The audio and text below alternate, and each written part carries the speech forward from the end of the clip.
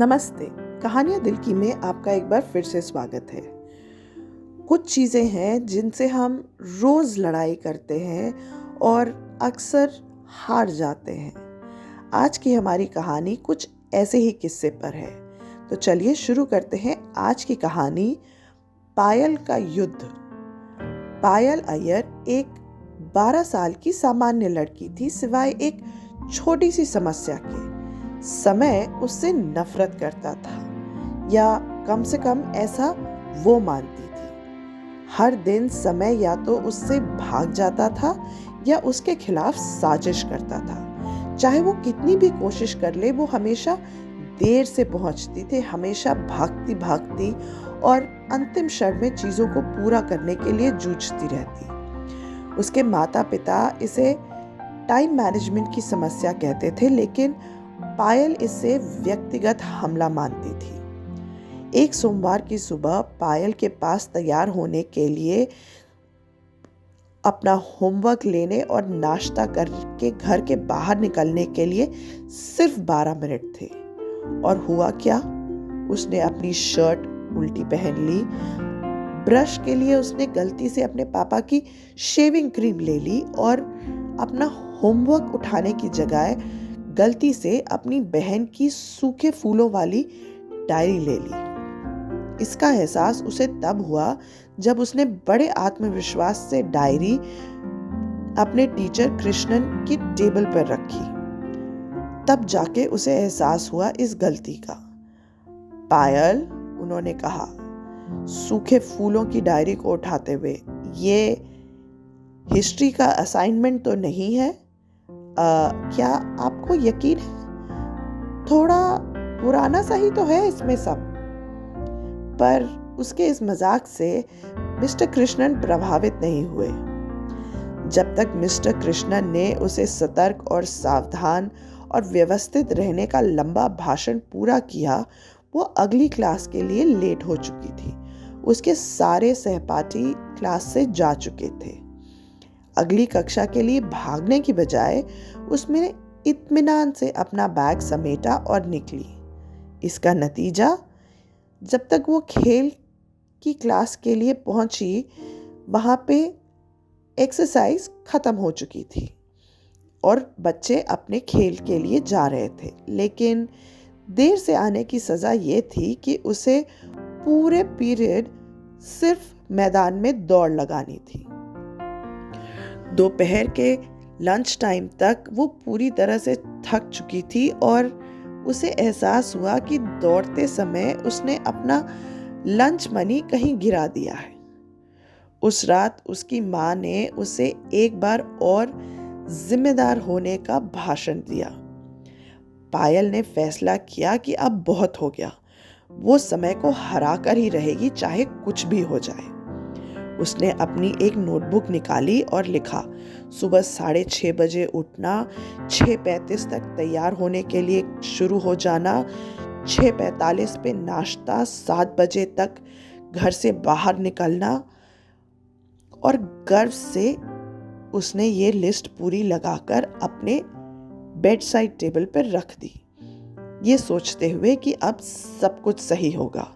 Alarm set किया और सो गई, एक ऐसी दुनिया का सपना देखते हुए जहां समय की पाबंद और जिम्मेदार इंसान थी वो।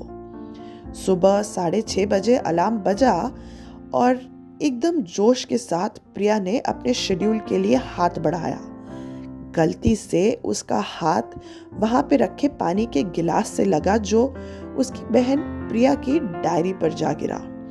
उसकी बहन, जो अभी अभी उठ रही थी, गुस्से से आग बबूला हो गई क्योंकि पानी से उसकी पन्नों की स्याही फैल गई थी। जब तक पायल उसकी डांट से बचकर बाहर निकली, 6:45 हो चुके थे। पर पायल ने हिम्मत नहीं हारी। उसने सोचा, कोई बात नहीं, थोड़ी सी ही तो देर है। उसने जल्दबाजी में कपड़े पहने और नाश्ते के लिए भागी। उसके भाई ने आखिरी इडली खत्म कर दी थी, जिससे उसके हिस्से में सिर्फ ठंडी टोस्ट बिना मक्खन वाली आई। वह उदासी से उसे चबाते हुए सोच रही थी कि ये घड़ी इतनी तेजी से कैसे भाग सकती है। जब तक वो घर से निकली उसका शेड्यूल 0% पर था। पर पायल ने हार नहीं मानी। पायल ने तय किया कि वह अपनी सबसे अच्छी दोस्त कीर्ति से मदद लेगी। कीर्ति जो एक चलती फिरती प्लानर थी, उसने उसकी पूरी बात सुनी और कहा कि तुम्हें टाइमर सेट करने की जरूरत है। टाइमर? हाँ, अगर तुम्हें दांत ब्रश करने के लिए 5 मिनट लगते हैं तो 5 मिनट का टाइमर सेट करो। नाश्ते के लिए 10 मिनट चाहिए तो 10 मिनट का टाइमर सेट करो। पायल को इस पे पूरी तरह से विश्वास नहीं था, लेकिन अब संकट के समय में कुछ भी मदद तो लेनी ही पड़ेगी। अगली सुबह उसने हर चीज के लिए टाइमर सेट किया, पर उसके मन में संदेह था कि यह काम करेगा कि नहीं। कुछ हद तक तो किया, लेकिन समय और पायल आप तो जानते ही हैं। वो समय पे उठने में सफल रही, लेकिन तैयार होने के टाइमर को सेट करते हुए उसकी बहन को उसकी डायरी वाली घटना के बारे में पता चल गया। जब तक उसने अपनी बहन को शांत किया, उसके नाश्ते का टाइम एकदम भी नहीं बचा था। घबराहट में उसने जल्दी जल्दी खाने की कोशिश की और इतनी जोर से छींकी कि दूध उसके नाक से निकल गया। उसकी माँ ने भयभीत होकर पूछा, पायल तुम ठीक तो हो ना? सीख रही हूँ, चिंता मत करो। अगले हफ्ते पायल ने थोड़ा बहुत सुधार महसूस किया। वो परफेक्ट नहीं हुई थी, हर कहीं कुछ न कुछ गड़बड़ हो जाती थी। जैसे एक बार गलती से उसका अलार्म क्लास के बीच में बज गया और सबको लगा कि ये फायर ड्रिल है, लेकिन पायल कुछ कर नहीं सकती थी। उसने कई रणनीतियां अपनाई, कई अलार्म सेट किए, स्ट्रैटेजिक रूप से अलग अलग जगहों पे नोट चिपका लिए, पर कुछ भी काम कायदे से उसके लिए कर नहीं रहा, क्योंकि समय अभी भी उसको हराने के नए नए तरीके ढूंढ लेता था। जैसे अलार्म कम ध्वनि से बजा एक दिन, उसकी स्कूल यूनिफॉर्म उसके साथ आँख में चोली खेलने लगती थी, और एक दिन तो उसका टूथपेस्ट फ्रिज में मिला। उसका सबसे बड़ा कारनामा तब हुआ जब वो पूरे आत्मविश्वास से घर से निकली और उसे ये एहसास हुआ कि वो अभी भी अपने पजामे में है। उसने हर दिन कुछ नया आजमाने की कोशिश की, और फिर भी समय उसको हराने से बाज नहीं आ रहा था।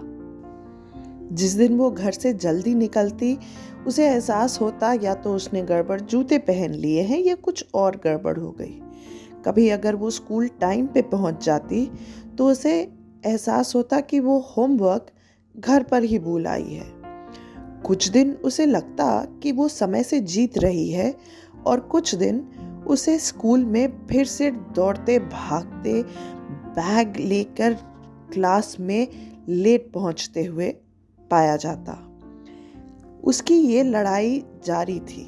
एक दिन वो क्लास में दौड़ते भागते पहुंची तो मिस्टर कृष्णन ने अपनी घड़ी देखते हुए कहा, समय फिर से जीत गया तुमसे? नहीं सर, बिल्कुल नहीं, उसने पूरे आत्मविश्वास के साथ बोलने की कोशिश की। मैं शायद लड़ाई हार गई हूं, पर युद्ध अभी खत्म नहीं हुआ है। मिस्टर कृष्णन हंसने लगे। देखते हैं कि तुम्हारा युद्ध कैसा जाता है जब तुम ये पॉप क्विज का उत्तर देती हो, क्योंकि तुम पहले से ही लेट हो। पायल ने गहरी सांस ली और समय को एक बार फिर से चुनौती देने के लिए खुद को तैयार किया। पायल की ये जंग तो चलती रहेगी। आप हमें बताइएगा कमेंट्स में अगर आपके साथ ऐसा कुछ हुआ हो कभी तो। धन्यवाद।